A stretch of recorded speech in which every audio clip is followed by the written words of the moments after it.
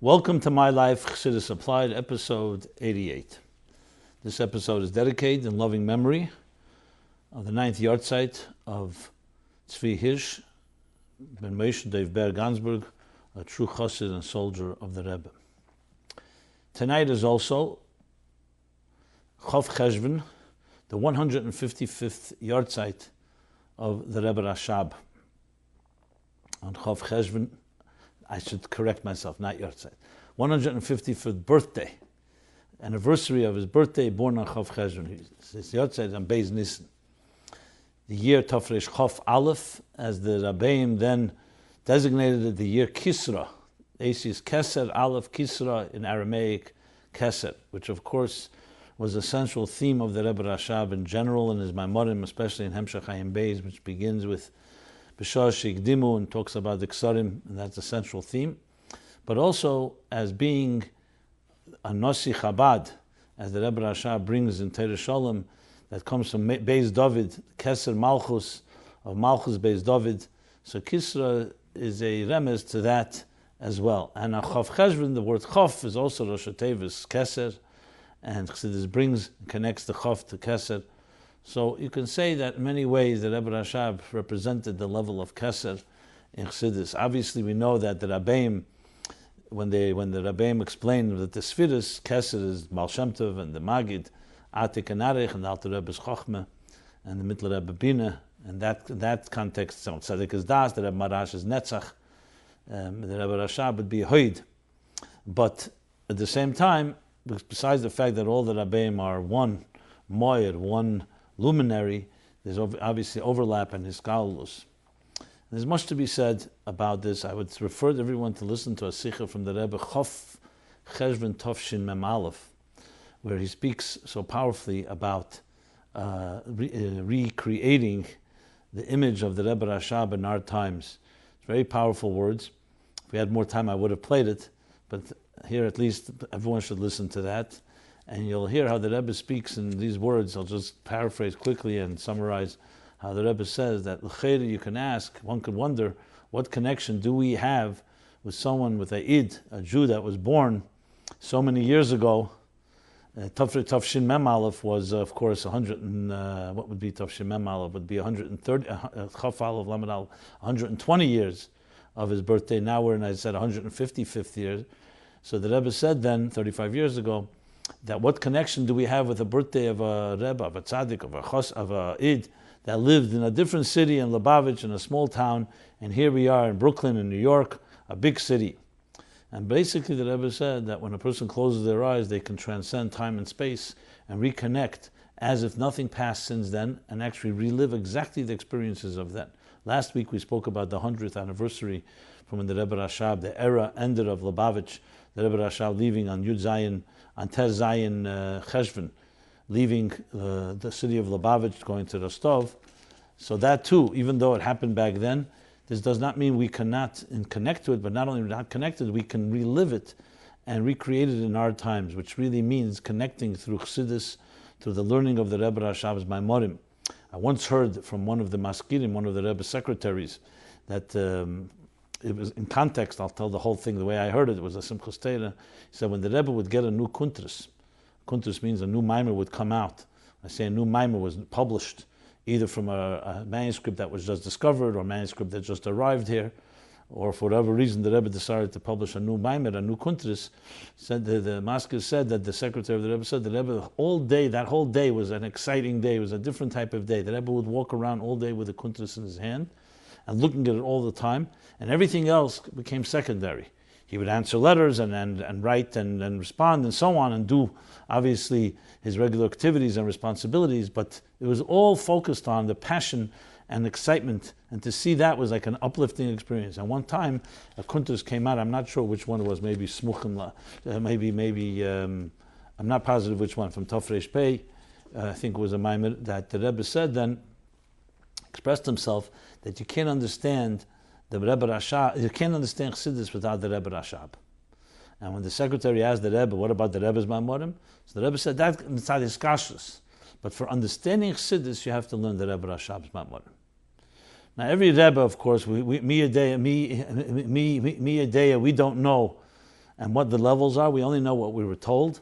The Rebbe speaks about the Rebbe Rashab, quoting, of course, the Sichos, the Rambam of Chassidus. Rambam of Chassidus. Just like the Rambam organized all of Torah, all the sugyas of Shas, all the concepts and all the discussions in Shas by topic, so did the Rebbe Rashab in his Chassidus. And there's a very powerful sikha that the Rebbe said on Achron Shal Pesach Tovshin Lamed. That would be 1970. It's printed in the back of Samach Vav, in Hemshech Samach Vav. I believe it's also printed in the Hesofis to volume 7 of Likutei Sichos, where the Rebbe speaks about, there he connects Tafrei Samach Vav with the Ketz of the Geula, and the connection between these two Hemshechim, the famous, the Rebbe Rashab in general, but especially the two Hemshechim. Hemshechim means a series of discourses that he delivered over a period of time. Samach Vav was over 61 Maimorim, and the Ayin Bey is over 144 Maimorim, and said that these are the two foundational the Hemshechim, which organized all of Chassidus in a contextual sense, giving you that perspective, allowing us to really appreciate it in its fullest sense, and connecting it, of course, to the Geula. That was that in Tovshin Lamed. Very interesting sikha to read, especially again in connection to Chav Chesvan. And that's when the Rebbe Rashab also, at the Eingefit, he then instituted that in addition to Sudas Mashiach, which was always eaten on the Achron Shal Pesach, known from the time of the Baal Shem Tov, it wasn't always mefursim, people didn't know about it, but the Rabbeim did. He instituted in Tafrei Samach Vav the drinking of the 4 koshes, which the Rebbe also connected, the 4 cups of wine to be drunk at the meal of the Sudas Mashiach, connecting it all, the Hemshechim of the Rebbe Rashab to the Geula. And then, of course, Tafshel Lamed Zayin, that would be 7 years later, after Tafshel Lamed, the Rebbe then released and published Ayin Beis with the entire history behind that, which we've talked about. And I don't want to go over it right now because of time limitations, but we'll say the following, that Ayin Beis became the magnum opus of the Rebbe Rashab. He never completely finished it, but continued writing it from Tafresh Ayin Beis till close to the time of his Istalkus, Tafresh Pei, almost 8 years. As I said, the first two volumes cover 144 discourses, and then comes the third volume, which was only written, and the last discourse was delivered actually last week, 100 years ago, Parsha Vayera, when the Rebbe Rashab left Lubavitch, as we discussed. So there's much to be said about all this, but talking Chassidus Applied, and Chassidus of all the Rabbeim, the Rebbe Rashab in particular, is about taking Chassidus as a divine mandate, a divine blueprint, understanding the dynamics of the human soul, understanding the dynamics of the divine the cosmic system that the God put into place, and breaking it into a structure that each of us can identify with and reflect in our own personal lives and allow us to climb the ladder of Avodas Hashem through the understandings of Chassidus. Just to point out another sichah for the geschmack of it, Chav Chesvan Tov Shin Vav, Friday night, by the meal, Friedrich Rebbe, of course, spoke. It was Leil Shabbos Kedesh. Chav Chesvan was then Shabbos Parsha Vayera. This is printed now in Sefer HaSichos, Tov Shin Vav. This is 1946, page 15. And he refers to many interesting stories about the Rebbe Rashab. One that comes to mind, he writes that the Rebbe Rashab hat nit gehalten von limud ribuch Chassidus. Didn't hold so much from learning much kamus, in other words, quantity of Chassidus, nor afila winzig, nor durchgearbeitet. It should be durchgearbeitet, which means it should be internalized and it should be worked on and personalized and applied. Davenen mit dem. The hazole mumaila in atrop mumaila mervia emer mumata. To daven with it, which means obviously internalizing it in a personal sense. The hazole mumaila, which means the dripping from above, is atrop mumaila. One drop from above is more than an emer, is more than an entire pitcher from below.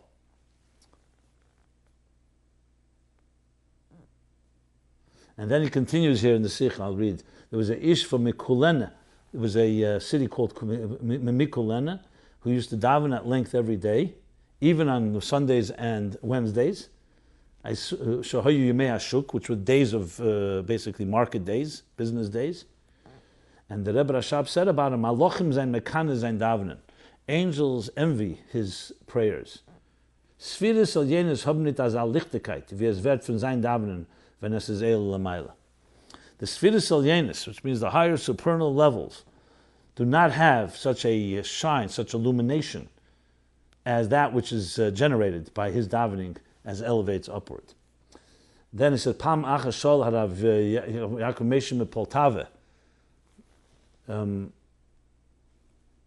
He asked once the question, Wie kommt man zum Emes in Davening? How does one come to truth in davening? And the Rebbe Rashab answered, this is all the Frierdiker Rebbe telling that Friday night, Chav Chesvan Tov Vov, which is actually 70 years ago exactly tonight, because of Tov Vov, we're in Tov Ayin Vov. Wie kommt man nicht zum Emes in Davening, the Rebbe Rashab? How does one not come to the truth when they're davening? As man daven, kommt man zum Emes. When one prays, they come to the truth. As man kommt nicht zum Emes is a siman as man daven nicht.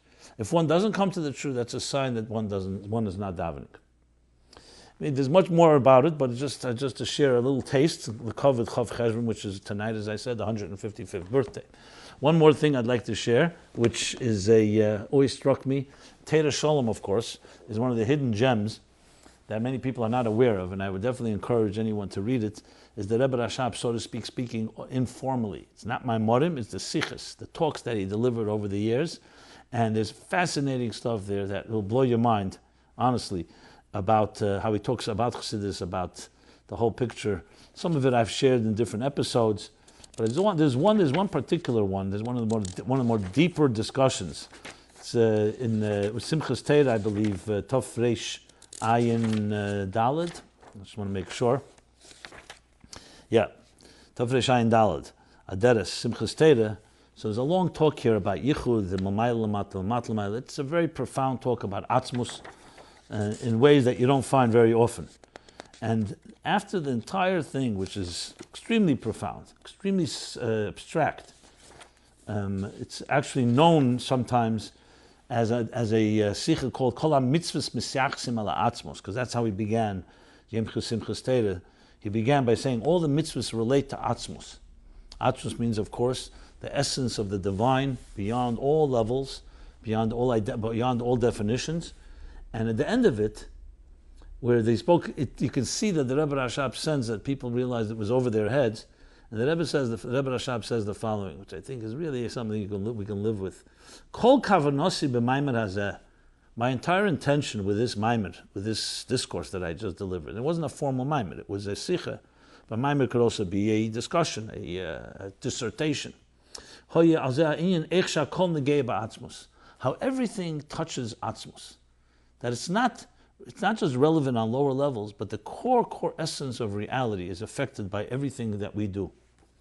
And this is what he says.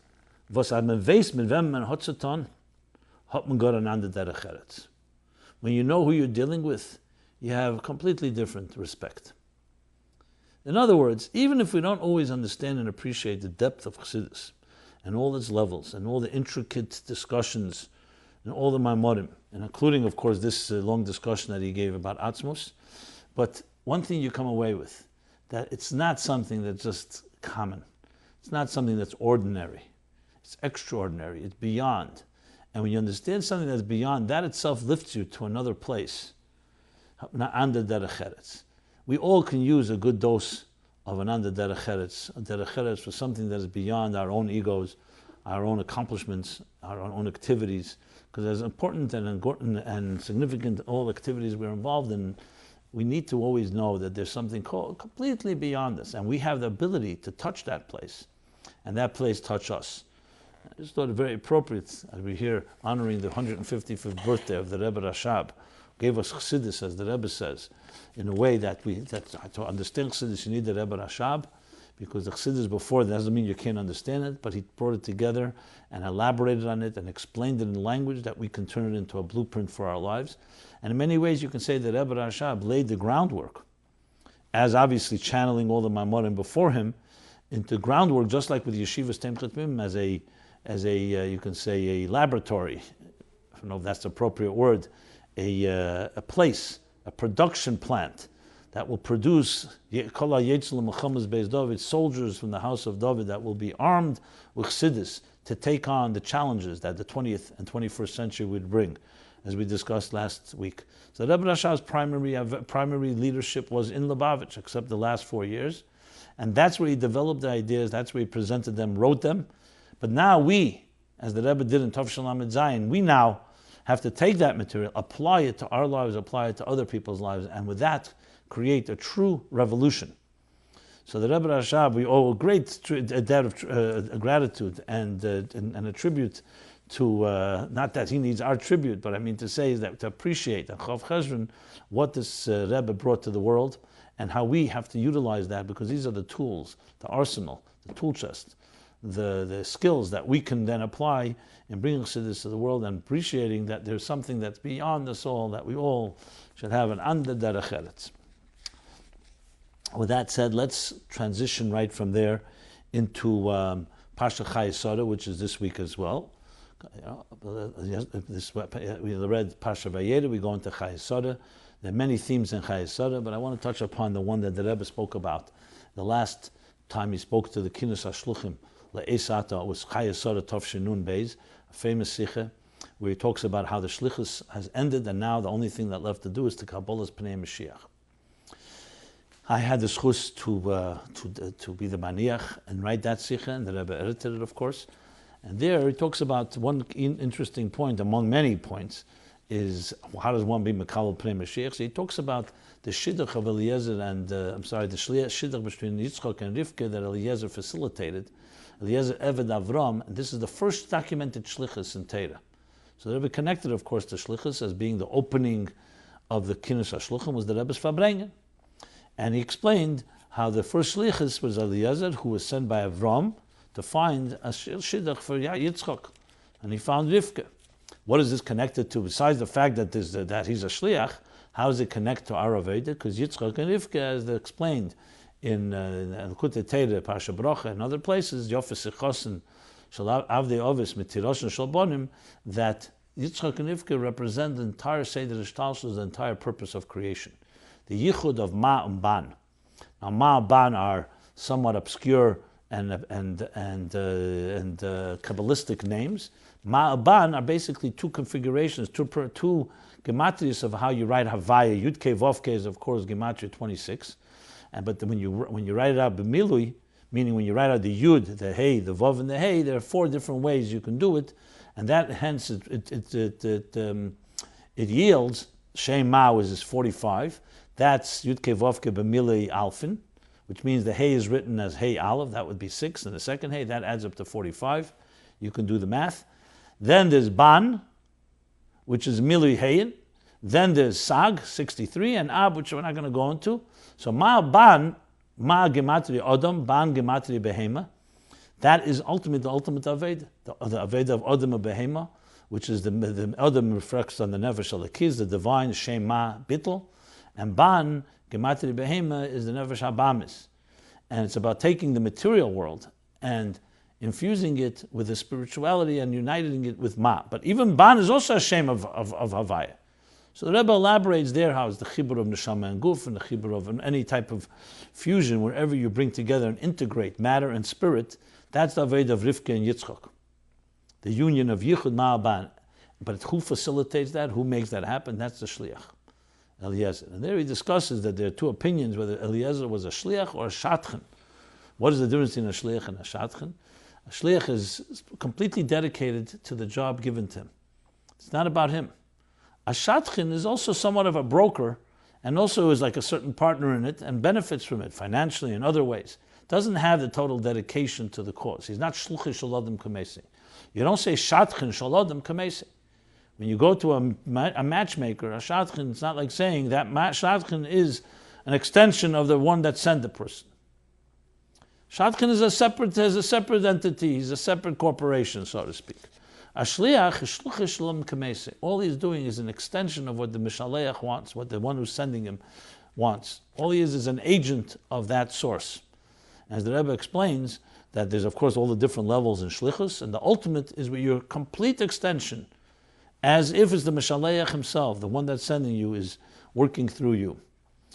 And of course that tells us that we have 2 options in our dedication to the Rebbe's cause, and that is to do it in a way where you're dedicated to it, but you also have your own agendas, your own benefits, your own company, but you happen to be serving as a broker for the Rebbe.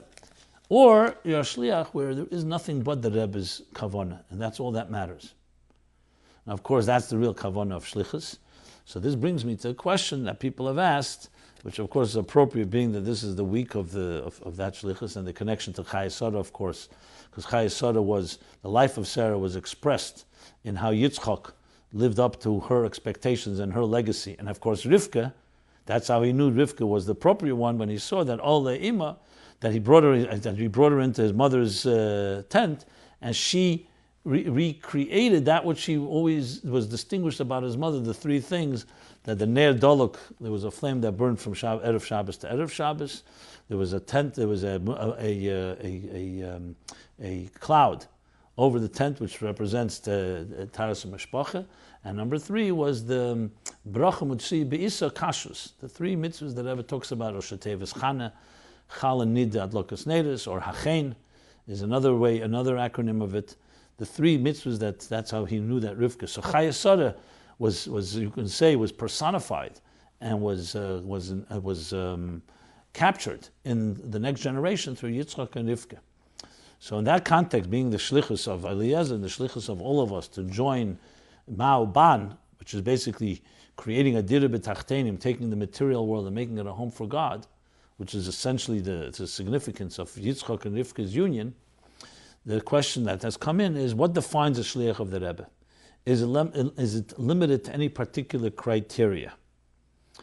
It's a very good question, because on one hand, you find from the Rebbe very clearly, he makes it clear that everyone is a Shliach. First of all, the neshama coming down to earth is a Shliach of Hashem. God sends you here to accomplish your mission in this world. And then, taking the cue from the Rebbeim themselves, and the Rebbe in particular, everyone is the Rebbe Shliach. They have to choose to act on it, but nevertheless, everyone's a Shliach. To do what? To bring a lakus, to bring your futza meinesecha chutza in every possible way, wherever we are, in every possible way. So in that context, you can say that every Jew on earth is a Shliach. Whether they're acting on it or actualizing it is another question. But that's what they were meant to be given, that's why we're here, and that's our purpose. And yet you find at the same time, you find that the Rebbe, many times by Fabrengens, would indicate that the Shluchim should say L'chaim, which meant specific group of people, not just everybody. Now, if everybody is a potential Shliach, and many people are Shluchim in their own way at their workplace or others, what did the Rebbe mean by that? So obviously the answer is, like in many areas in life, that even though one can be dedicated to certain work, there are people who dedicate their entire lives to travel and establish their lives completely away from their original homes, wherever it may be, and establish a post, you can say, a beachhead for the Rebbe, for Chabad Chassidus, for Torah and Yiddishkeit. That refers to a particular type of person. Even though any person, whatever they're doing, they should be bringing and being a shliach of bringing a lakus, divine, and Torah mitzvahs, and of course, Yefutz Menesach Chutz Chassidus. Yet there's a particular group, and you see the Rebbe did indicate that, and many times would say that. At the same time, you find a certain universality that everybody is a shliach. Now, we understand that's not a contradiction, as it says, for example, about Shevet Levi.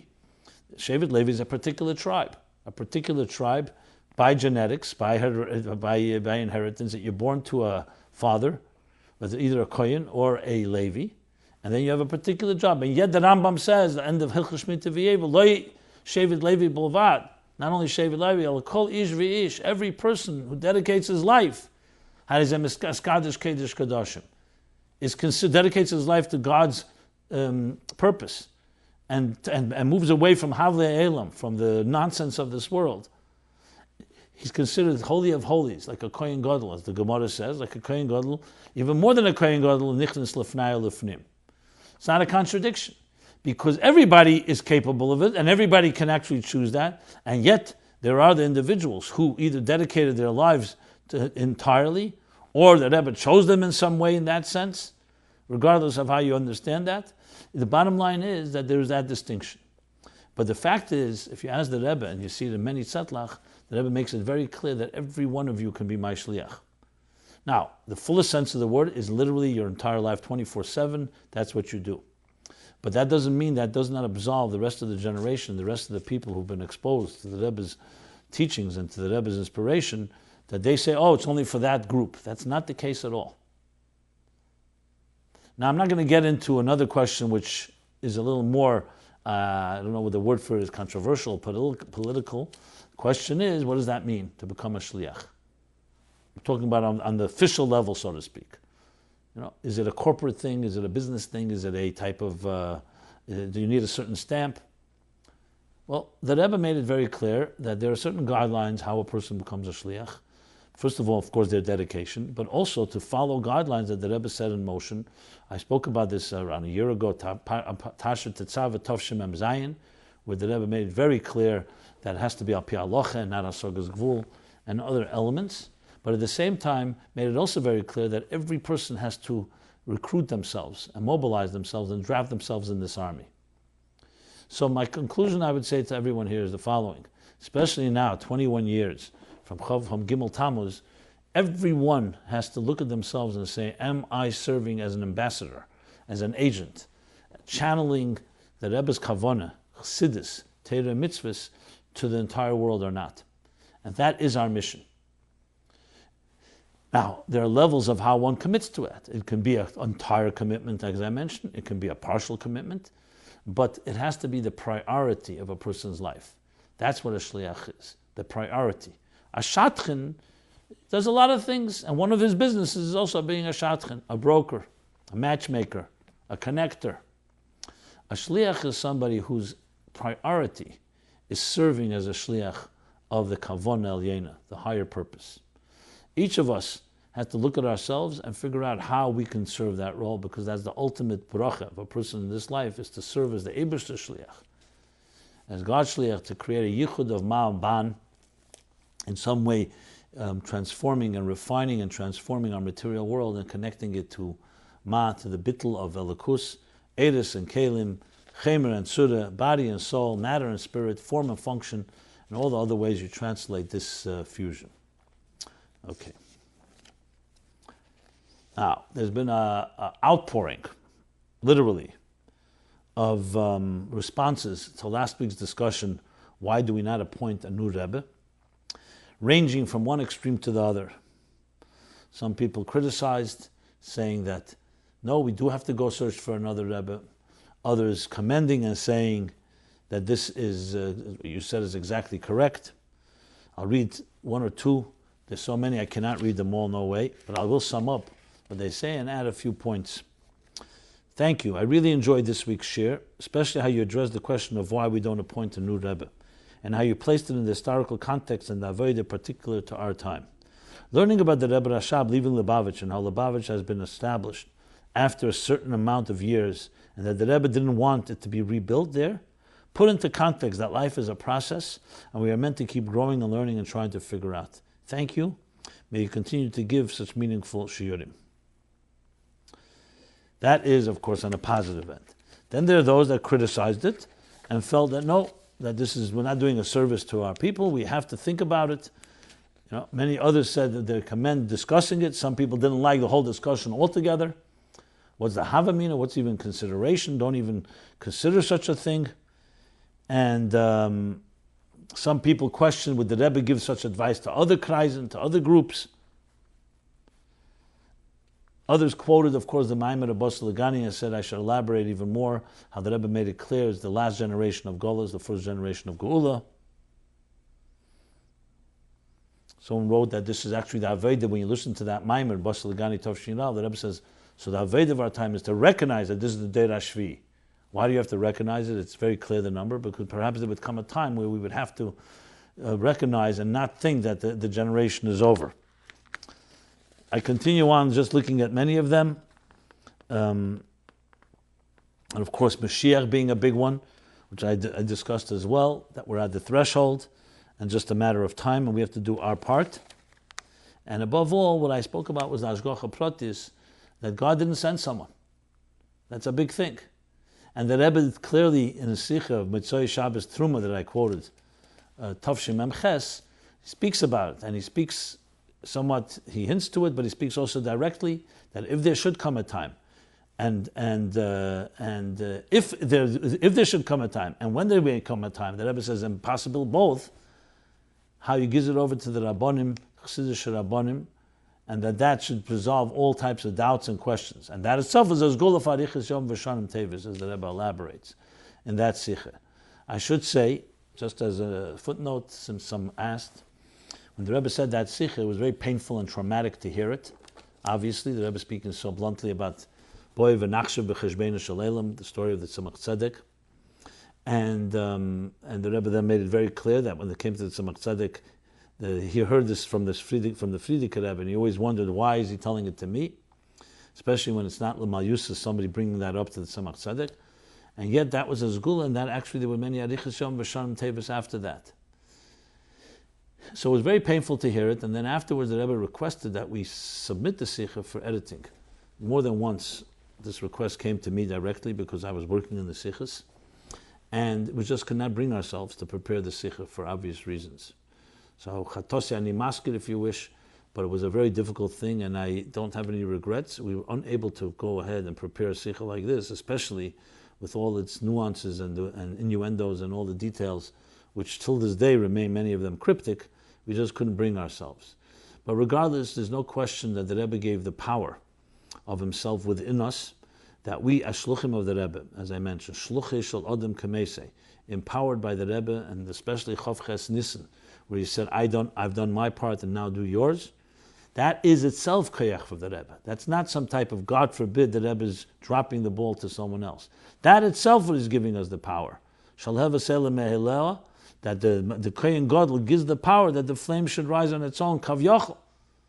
The truth is, anyone knows that it comes with the strength that we learn from, or we derive from the inspiration of the Rebbe, the Mishaleach. So that is what we need to do, and we cannot let go. With fortitude and vigilance, move forward, march ahead, with the absolute confidence that if we do our part in tipping the scale, we'll bring the Geula Amitis V'Ashlema. So, as I said, I'm not going to read all the letters, but rest assured there are plenty of them in all directions. And I welcome again, please submit anything you'd like to submit uncensored to our forum at meaningfullife.com/mylife. And I will attempt to address it the best of my ability. Okay. Moving on to a different topic entirely, many people on our minds, of course, is our brothers and sisters in Eretz Yisrael.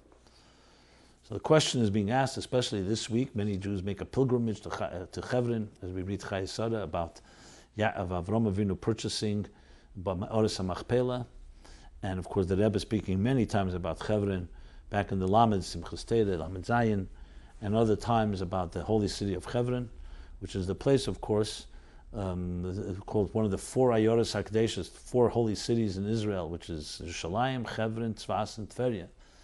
That Chevron being the place of the Oris HaMachpelah, where Adam and Chava are interred, where Avram and Sarah, Yitzchak and Rivka, that we just discussed, and Yaakov and Leah, with Rachel being Kev Rachel on the road as she had wanted, as Yaakov explained to Yosef in Parsha Vayechi. So, of course, being that it's right on the topic, and Chevron is in the news with Rahman al stabbings, God should protect the land, especially Eretz Asher Einei Hashem Elokecha Bo Mereishis Hashana V'ad Achri Shana. So people are asking, what is our position? What should be our position regarding Eretz Yisrael? Now we know that the Rebbe spoke about this at length, hundreds and hundreds of hours, I would say, from the beginning of the Rebbe's Nesius, but especially after the 6-day war, after the Yom Kippur War, and in Lamed Ches, when there was the return of Sinai, and all the aggravation and the different challenges that the Jews have faced in Eretz Yisrael over the past 60, 70 years. So the question the way it's posed is like this.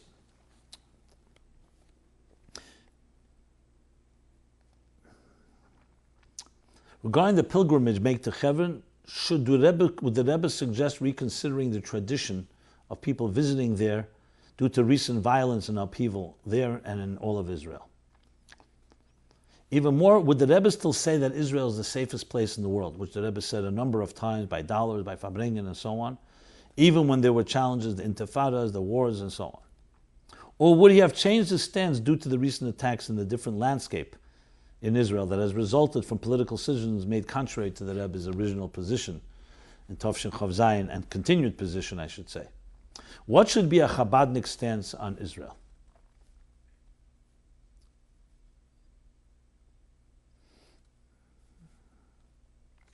I'm just looking. There are other questions that really all are captured in this original one. So I don't see the need to read them again. One final one. Hi, Rabbi Jacobson. Your show is absolutely fantastic. Keep going with added strength. I was asked this question and didn't really know how to respond. The Rebbe has told people countless times that Israel is the safest place on earth. How do the recent attacks, Rahman al-Islam, reconcile with this? Thank you very much. And the same spirit, the other questions. Well, let me just respond unequivocally without a question, not even a shred of doubt in my mind. First of all, no one has a right to change any position of the Rebbe without the Rebbe himself saying it. Even if you have all kinds of nice logic and rationale and so on, there's a Rebbe, he made a position, and who has the chutzpah, the right to challenge it or question it. And especially since it was a milsa b'taima, it wasn't some gzeiras hakosov. The Rebbe explained it very specifically with the psuchim and the betochim. You may not know this, but during the 6-day war in Teres Emes, when bullets were whizzing over their heads and students were hiding under tables in Teres Emes as the war went on in the conquest of Jerusalem, the Rebbe told them to stay in Yerushalayim, not just to stay in Eretz Yisrael. And the same thing again and again, every war, every challenge. There was not one time where the Rebbe said, no, this time has come, this time we have to be frightened, this time we have to run away. It was never the case. When the Scuds were flying from Iraq, Saddam Hussein on Israel, the Rebbe says it won't affect anyone. And on and on and on.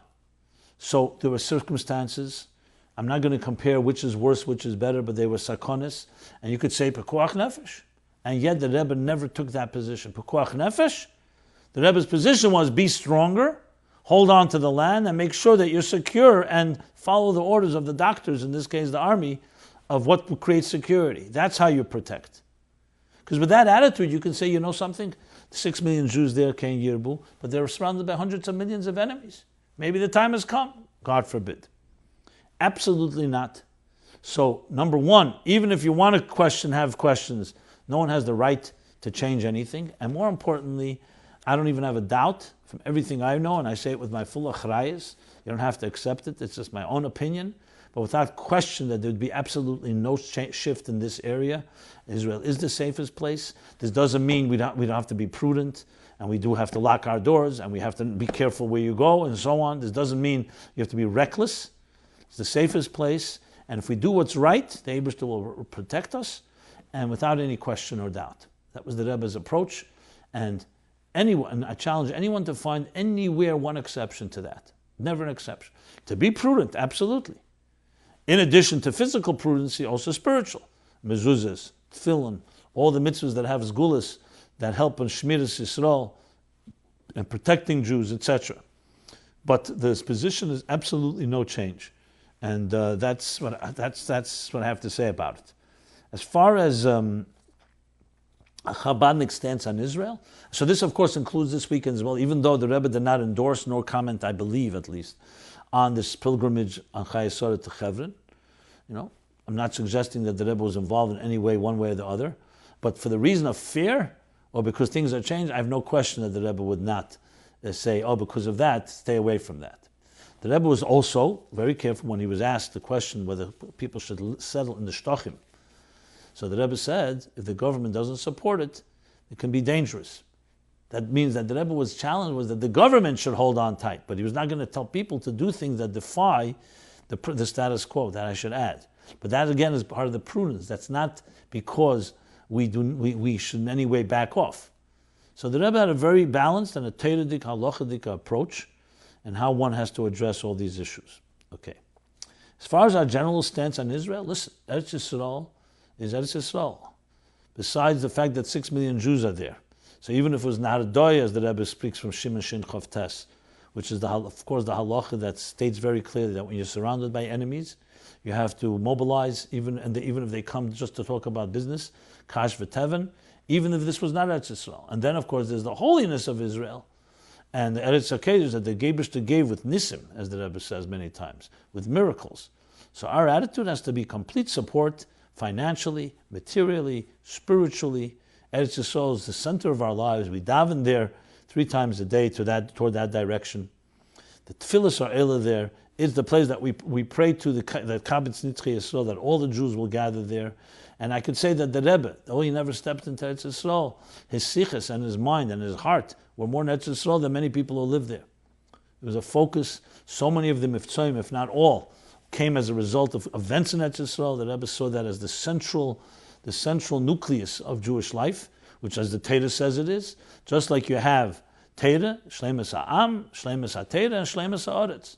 The triad of the foundations of what Idn are about. I'm repeating it because some people may not be aware of it. I can elaborate more. There's hundreds and hundreds of sichos. I really can't even begin to tell you which one to look at because there's so many.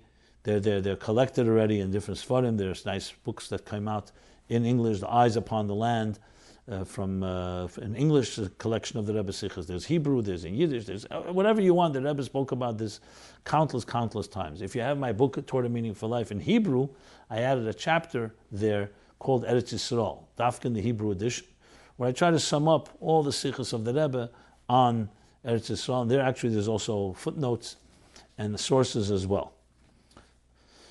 And of course, I should add and conclude with this by saying that our prayers and hearts go out to our brothers and sisters.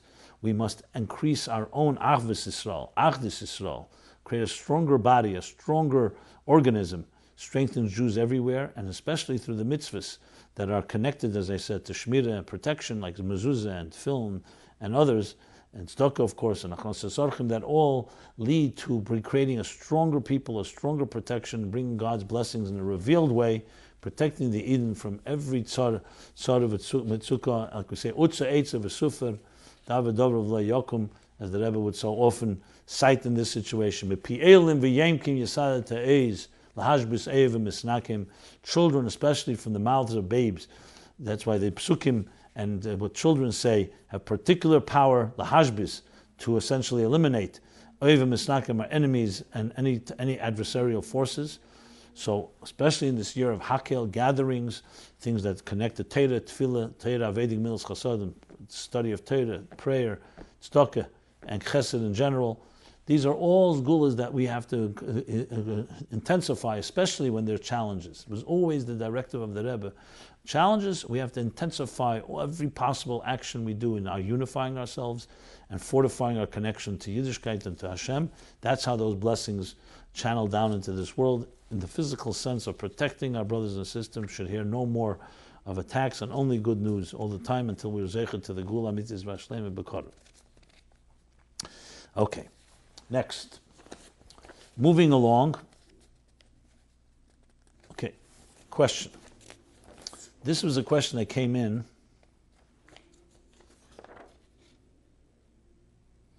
I will say one more thing about Israel. There are more questions about the position on Zionism and other things. I'm going to leave that for later episodes because we're focusing, first of all, because the time is limited, and secondly, because the focus here is on the issues of security, and other more philosophical and theological issues can be addressed at another time.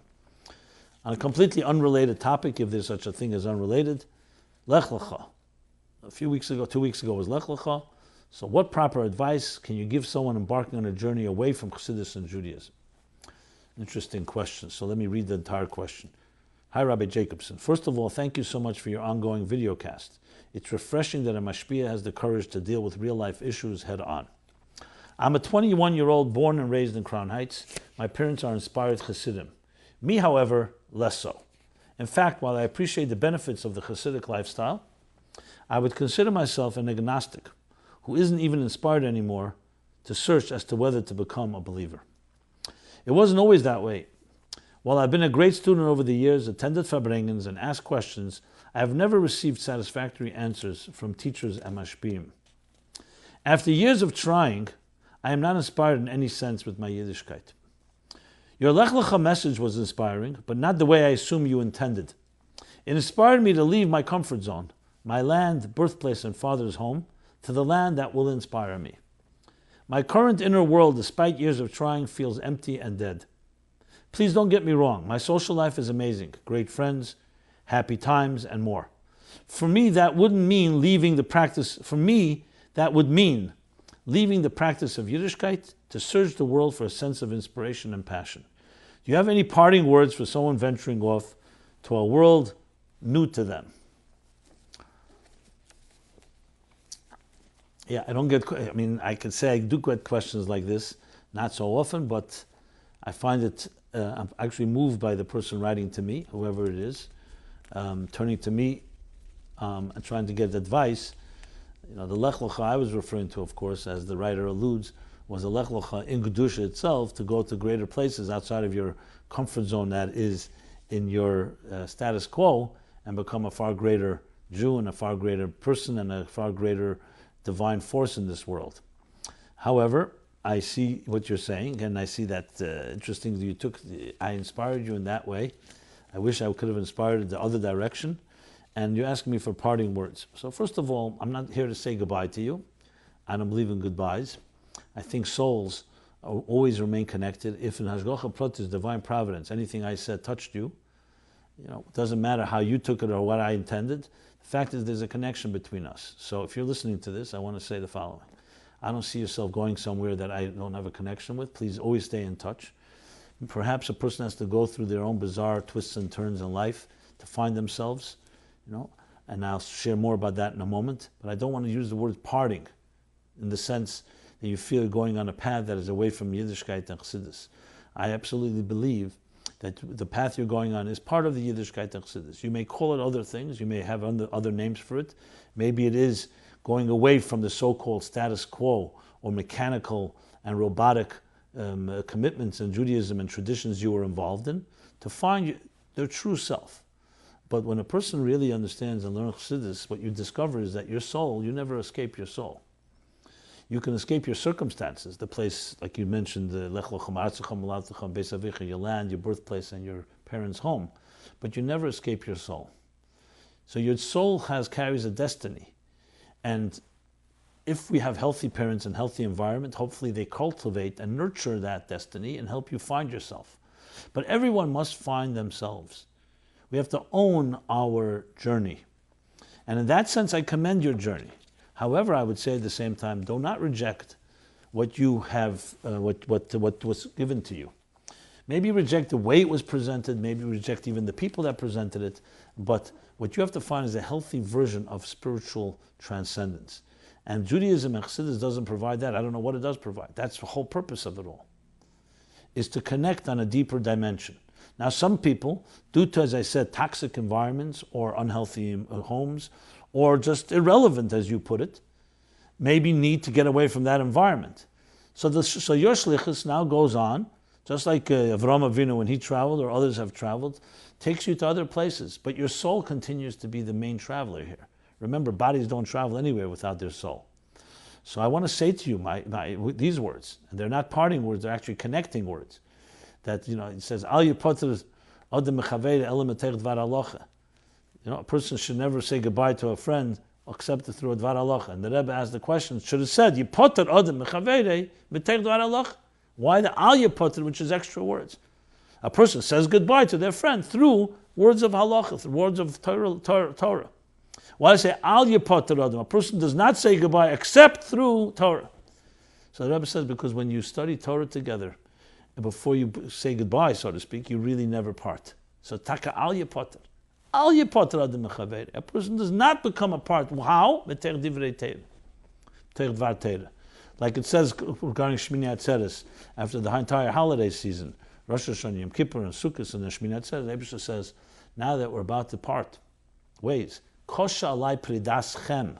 And the Rebbe emphasized, kosha alai pridaschem means it's difficult for me, your separation.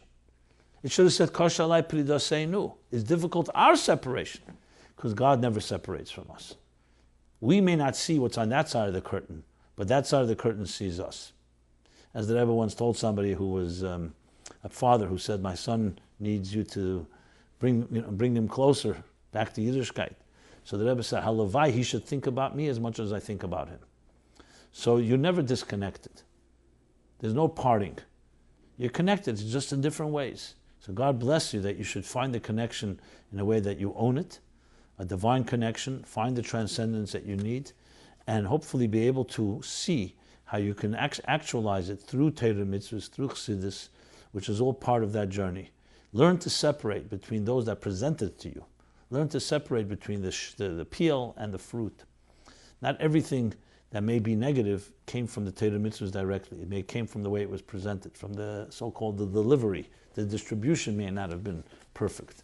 But God bless you that you should be able to connect to the core of it, and your journey should go well, and you can always feel free to write to me, and I'd love to hear again from you, not just in this context as some type of goodbye, but rather the contrary, a hello, and perhaps our continuing life journey, soul journeys will continue to converge in different interesting ways, and I would love to hear how you progress and grow in your particular journey.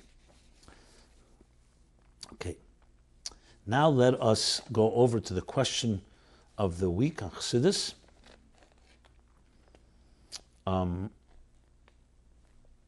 There are follow-up other material, but as I said, I will slowly cover that as we go along. I'm saying that to those of you that have written and have not received responses. Please know that it's not because I'm ignoring it. It's sometimes simply out of context or focus and time, of course. So we will address it when the time comes. I will read, however, one feedback on last week's question, Chassidus Question, and then I'll go over to this week's Chassidus Question. Last week we spoke about the four worlds and their personal relevance, how we define them not as worlds, but as I spoke about dimensions. So the writer writes, I heard you explain your version of what Atzilus Bria really are. Since I too, sitting through years of yeshiva, had no idea what it all meant. And although I shook my head when it was taught and acted like I understood it all, it was something I completely could not relate to. I recently heard someone explain it, and I thought that the explanation I heard was even better than the one that you gave. So I wanted to share with you and maybe get your feedback. The different levels of different worlds are obviously not physical places, but relate to a person's awareness of God. So a person who sees something naturally, sees everything naturally, and basically does not see godliness in this world is basically in the lowest world. Someone who is totally aware of godliness and sees everything as a form of godliness is an Atzilus. Is an Atzilus. As someone becomes more and more aware of godliness in this world, is when she progresses or moves to the various levels. Atzilus Bri Yitzir Asiyah are thus levels of awareness. They relate to a person's state of mind, being. Hence, why we jokingly say about a person who is maybe walking through the street and not paying attention that he has his head in the clouds, or he's an Atzilus, since seemingly that person is not aware of his surroundings. Frankly, I find this to be acceptable. Not only acceptable, I find it to be exactly the extension of what I said. My point that I was saying was that the four worlds are not four planets that occupy space in that sense. They're four dimensions of us. So four dimensions, of course, include four levels of awareness. For example, I spoke about Neshama Shenasata B'Tahirihi. The purest you, how you are in your purest form is Atzilus. Which would mean when you focus on it, that's your awareness. You're aware of your purest sense of yourself. Bria would be Hascholas Hayesh, or sometimes it says Efsharis Hayesh, is the beginning of what you're becoming to become an independent identity. Yitzira is a full-shaped identity. Asiya is the full flourishing, full-dimensional entity that we are in this world. So absolutely it's levels of awareness, but levels of awareness reflect different dimensions of experience. So everything you're saying I agree with, and I find it to be completely consistent, and I appreciate your words, and please, anyone else has any comments on this or other matters, submit them to meaningfullife.com/mylife. And this is a perfect segue to the question this week. Question of this week is, the word bechina, or bechinas, is commonly used in Chassidic texts to define different levels, as in bechinas keser, bechinas chochmah. Can you please explain this word, why this word is used, and what it really means? Excellent question. Not only is it an excellent question, it's actually a question the Alter Rebbe himself asked. So in my Mori HaKtzorim, Mori Admor Hazok and HaKtzorim, and I'll give you my Mekemis, and then I'll explain briefly what they say. Mori Admor HaKtzorim, page 447, that would be Tov Mem Zayin. In Sefer Mori Admor Hazok and Tov Kuf Samach Beis, page 285, page 552, volume 2. Eira Teire in Yonim, page 4 and page 69. And Eira Teire Bolok, page 1668. And Hemshech Hayim Beis, chapter 336 in volume 2, all discusses very directly. Lahavin, why in Kabbalah, in Eitz Chaim sometimes it says, Kabbalah we use the word Pchinas Keser. Why not just use their natural names as he says, Shemus B'Tul Desehem. Keser, Chochma, Bina. What's B'chinas Chochma? B'chinas Keser. And a very fascinating explanation, which is completely relevant to our discussion about time and space in Chassidus, the Alter Rebbe explains and elaborated upon by the Tzemach Tzedek and the Rebbe Rashab, etc., that there's a difference between Mokim Gashmi and Mokim Ruchni, levels in the physical world and levels in the spiritual. In the physical world, levels are very distinct, and he gives an example of the fingers of the hand. You can say the index finger, the pinky, the thumb. Every finger has its place and its location and very clearly defined. Here you go, 10 fingers. However, in spiritual space, things don't occupy space quite the same way, so they're far more conceptual space. As in conceptual space, you cannot use a defined state and say keser chochmeh, so you say b'china. What's the word b'china? So he says b'china comes from the word boichin, to measure. Boichin sometimes we use as test. But boichin is, he gives an example of a jeweler. A jeweler measures a piece of gold, uses gold zav, and says to measure, for example, the purity of the gold. How much gold, how many measure gold in it, and how many measure sigim, which are the pselas, the waste, or other metals that may be mixed into it. So a tzedif, which is a jeweler, when it measures the tzaruf, you can say the alloy, the combination, that's what it means b'china. So b'china is a measure which isn't the actual thing, it's the measure of the thing. And there you can have a combination of many different things in one location.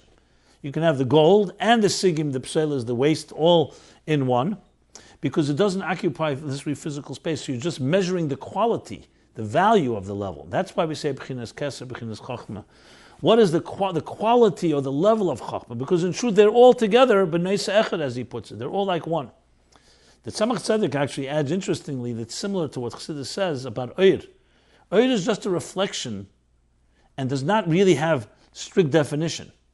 As such, being it's only a reflection, that's what b'china is, like a reflection of, the measure of something, instead of saying, this is it. So in the physical world, you could say, this is it, this is a chair, this is a table. This is a finger, this is a hand, this is a leg. In the spiritual dimensions, you could say the b'china is the measurement of, the quality of, the value of something, and that same value can have a combination of many elements inside that value. I gave the sources, you can look it up yourself, it's an interesting take, and the Alter Rebbe felt the necessity to explain it. Obviously, it's a part of fundamental understanding of Chassidus in general. Let's conclude now with the usual tradition of the essays. We are, I should say, making our preparations for the next essay contest, which you'll soon hear about, trying to improve and everything and tweak it, make it even better than it was last year, which was a huge success. Yet there's ways always to improve it. If you have any comments that you'd like to suggest, please send them in, again, to meaningfullife.com/mylife. As far as the essays go, you can always read the new essays. We have probably over 90 essays already have been put up from the over 530 that came in last year. And you can get to them through subscribing to our weekly newsletter online at meaningfullife.com, as well as check it out on our landing page of the contest, meaningfullife.com/mylife/contest. So 3 this week, as we've been doing, 3 each week, 1 Hebrew and 2 English. I must say, the ones reading were I was very pleased to read them. They were very interesting, all of them. So the first one is Utilizing the Power of Words by Menachem Mendel Itzenberger, Reish Keil, age 28, Reish Keil, and Migdal HaEmek. So he begins immediately with the sources, a very interesting essay, one of the unique ones that you find them not common among the others. Many people chose similar subjects. He begins with the concept of letters and words that we use, quoting Torah Eir in several places, in Likutei Torah and other places in Chassidus, that says, Tzirufi Eisis HaTorah Nikre B'Shem Susim Al Derech Moshel. The permutations, the combinations of letters, when you make a word, let's say the word bracha, Beis Reish Chafei, that, when you do that, that's called susim. Why is it sus? Because like moshel, because a sus is like a sus carries something to places that it cannot reach on its own, and faster. Same thing, letters carry an idea to places it can never reach on its own, and in a faster and more powerful way. And he quotes at length what that means in Aveda from the Torah and so on. And how does he apply it? Very fascinating analysis of how we use language today, how frivolous it has become, how even obscene, how we use words, mechanical. Everybody's just using words without appreciating the real power of words, and using Chassidus, understanding how to look at the language we use, both in speaking and in writing, in our social media interactions, online, and so on.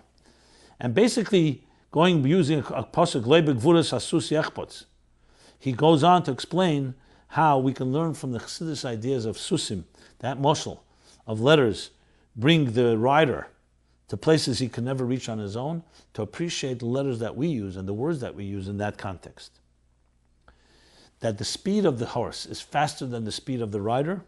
And finally, to know that the horse, the words, are tofel laharechev, which is the contrast, the paradox, that after saying that the sus can lead us to great places, but at the end of the day, it's not the rider that follows the horse follows the rider.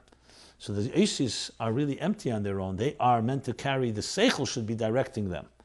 And he goes on to apply this in a very beautiful way. I definitely recommend this essay. It's in Hebrew.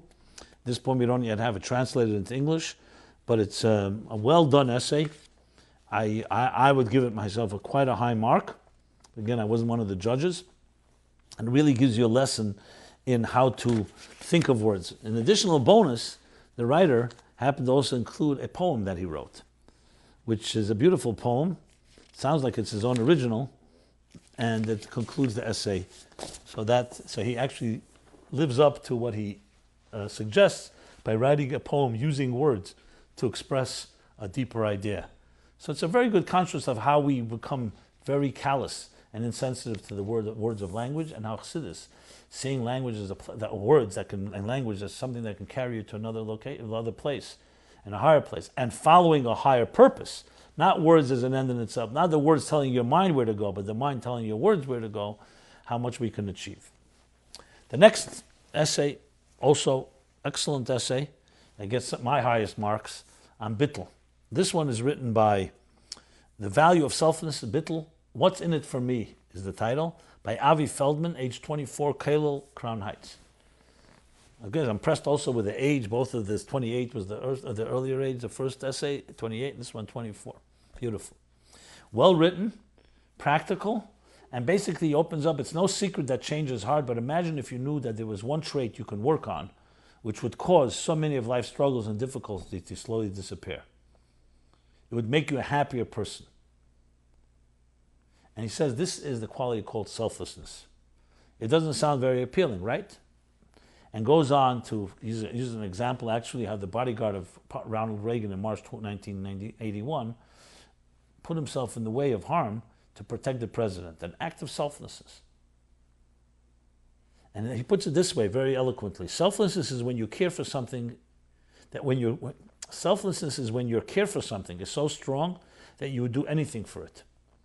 It's when you're so impressed and in awe of a person that when in his presence your own needs don't feel so significant anymore. It's when something is so special and dear to you that your very existence becomes secondary.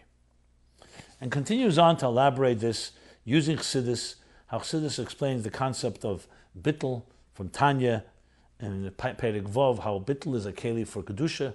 Everything holy requires a Bittel Dika type of approach, similar to what I discussed earlier about Shliach versus Shatkin. And goes on to explain how selflessness is ultimately the key to all growth.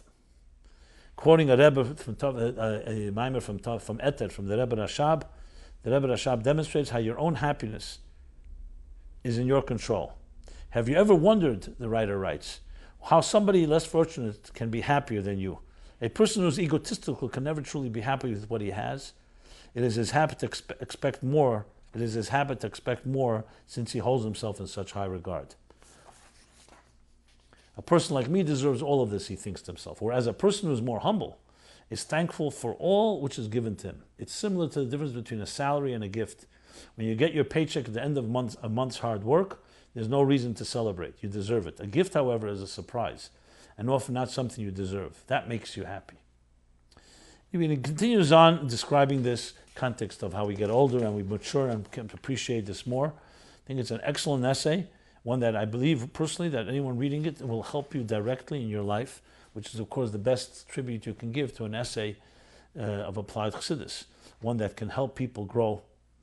And so I definitely recommend that and kudos, and I commend the writer for this essay. And finally, the third essay, called The Ultimate Therapy, by a Shliach, by Rabbi Yossi Kahanov, 58, director of Chabad of Northeast Florida, Jacksonville, Florida. Extremely well-written essay. He's a good writer, and talks about really the entire context of Chassidus as the ultimate therapy, in contrast to secular psychology. Quoting many sources, beginning with the purpose of Chassidus, Ilashanis Teva Midesov, to change the nature of one's personal traits. And then goes on to explain and analyze how Chassidus works is fundamentally different than regular psychology, which works from the outside in, with Chassidus working from the inside out, and also a far more holistic approach that's connected with the soul and not just with the mind.